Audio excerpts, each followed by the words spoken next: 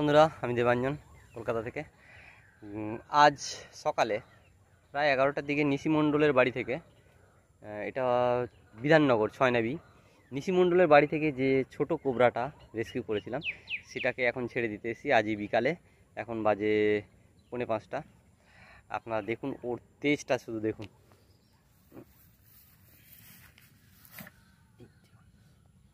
কতটা দূরে আছে তাও।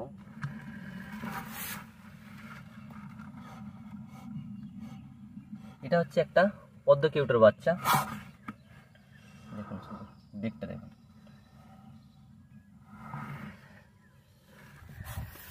এদেরকে জঙ্গলে ছেড়ে দিতে আমার খুব ভালো লাগে, প্রাণে বাঁচিয়ে। আপনারা দেখুন এখনই চলে যাবে। এই জায়গা হচ্ছে ওর থাকার উপযুক্ত জায়গা, এখানে ছেড়ে দেবো। একটু প্রাণের ঝুঁকি থাকে কিন্তু ভালো লাগে।